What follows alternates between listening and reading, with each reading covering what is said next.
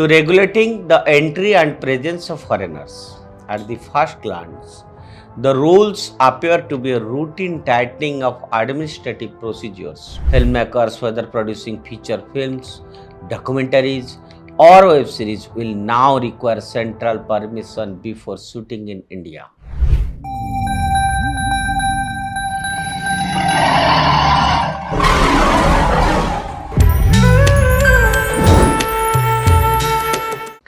Namaskar, myself Deepak Kumar Rath. I welcome you to the digital media of Uday India, and in India Things today, I'll speak about India's new immigration rules, security, sovereignty, and strategic sensitivities.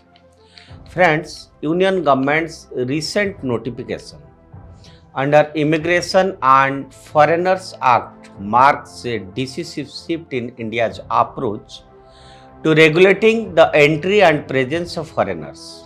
At the first glance, the rules appear to be a routine tightening of administrative procedures, but a closer reading reveals a deeper political and strategic logic and effort to place national security, sovereignty, and narrative control at the centers of India's immigration and foreign engagement policy. One of the most striking aspects of the new framework is the categorical stance against foreigners involved in anti-India activity.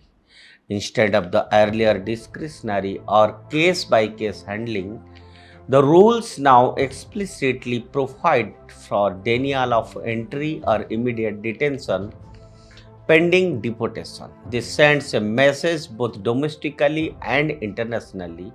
India intends to exercise zero tolerance towards any foreigner whose activities undermine its integrity. The emphasis on detention centers to be set up by states and union territories further institutionalize this approach rather than relying solely on local police or ad hoc arrangements. India will now have a clear infrastructure for handling such cases. The notification also draws an uncompromising red line around serious crimes such as terrorism and espionage. Foreigners linked to these activities will now face a permanent ban on entry with no room for negotiation or rehabilitation. This move aligns with the global practices where many countries have introduced permanent blacklists in the response to growing transnational security threats. For India, which has faced repeated challenges from cross-border terrorism and covert intelligence operations, the measure is both the preventive and symbolic. Preventive in plugging potential loopholes and symbolic in reaffirming that the country will not compromising on its security frontiers. Interestingly, the rules extend beyond hard security to address the sphere of cultural and informational influence. Filmmakers, whether producing feature films, documentaries, or web series, will now require central permission before shooting in India. At one level, this reflects a bureaucratic desire to streamline and monitor foreign media projects. At another level, it reveals India's sensitivity to how the nation is portrayed globally, especially in an era when digital content crosses borders instantly. Controlling narratives about India, its politics, its social realities, its conflicts, is increasingly seen as part of the broader security architecture. Perhaps the most consequential element of the notification, however, is the treatment of sensitive geographic zones. Foreigners seeking to visit Arunachal Pradesh, Nagaland, Mizoram, Sikkim, Jammu and Kashmir, Ladakh, Uttarakhand, Himachal Pradesh, and Rajasthan will now need special permits. These are not random inclusions, they are states and regions situated along contested borders or close to strategic defense corridors.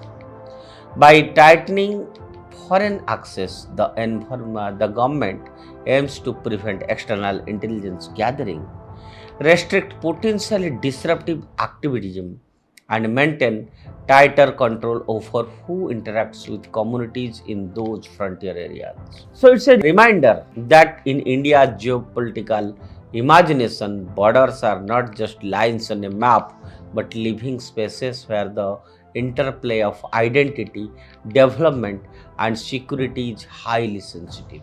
The rules also reflect a wider global trend. Across the world, governments are recalibrating immigration in light of risking geopolitical competition, cross border terrorism, and the openness of information. India's approach fits within this pattern, but it also carries its own flavor and emphasis on cultural sovereignty and internal security rooted in the country's unique challenges. Critics might argue that such measures could discourage foreign investment, tourism, or academic engagement. Yet, supporters would counter that openness must be balanced by vigilance, especially when national security is at stake. So, ultimately, the immigration and foreigners rules highlight the Modi government's broader doctrine: selective openness, guarded sovereignty, and insistence on control over both physical and narrative borders. India is not closing its doors to world. Instead, it is redefining the terms on which those doors remain open in a time when geopolitics is fluid and security challenges are increasingly hybrid. This recalibration reflects not only caution but also confidence and assertion that India will engage with the world on its own terms, not under external pressure. That's all for today. Stay tuned with Uday India and subscribe to Uday India. Thank you.